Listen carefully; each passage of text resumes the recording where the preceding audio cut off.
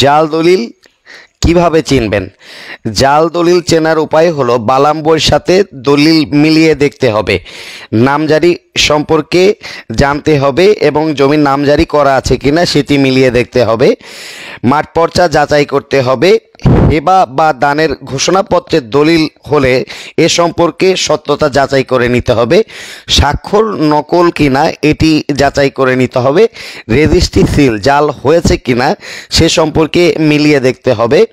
দলিল লেখককে পাওয়া গেলে তার কাছ থেকে জিজ্ঞেস করে আপনি জাল দলিল সম্পর্কে সত্যতা জেনে নিতে পারেন। নির্দিষ্ট ফরম্যাটে দলিলটি সম্পাদন হয়েছে কিনা সেটি মিলিয়ে দেখুন। জমি হস্তান্তরের জমির পরিমাণ সঠিক আছে কিনা সেটি দেখে নিতে হবে।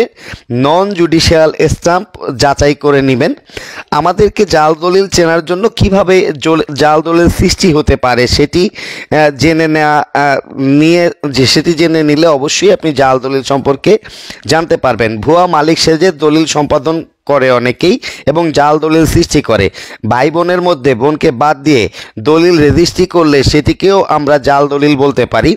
সরকারি জমি কোনো ব্যক্তি দ্বারা দখলে থাকলে সে ওই জমির উপরে জাল দলিল তৈরি করতে পারে।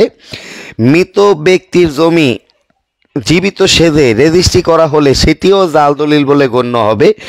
যে লোক মালিক নয় সেই লোককে ছদ্মবেশী মালিক সাজিয়ে যদি কোনো দলিল প্রণয়ন করা হয় সেটিও জাল দলিল বলে গণ্য হবে। দলিলে যদি ঘষা মাজা, ওভার রাইটিং, সিল স্বাক্ষর করা হয় সেক্ষেত্রে সেটি জাল দলিল বলে গণ্য হবে। জাল দলিল চেনার জন্য অবশ্যই আপনি আপনার নিকটস্থ যিনি আইনজীবী আছেন, যিনি দেওয়ানি মামলা বোঝেন এমন একজন ব্যক্তির সাথে, এমন একজন আইনজীবীর সাথে যোগাযোগ করে যে দলিলের সত্যতা যাচাই করে নিতে পারেন। এবং আপনি অবশ্যই আপনার দলিলটি জমি কেনার পূর্বে কোনো সিভিল লয়ারের সাথে পরামর্শ করে আপনি জমি কিনবেন। যদি আপনি জাল দলিলের মাধ্যমে কোনো জমি কেনেন সেক্ষেত্রে অবশ্যই আপনি কিন্তু ওই জমির মালিক হবেন না এবং এক্ষেত্রে আপনি কিন্তু হতাশায়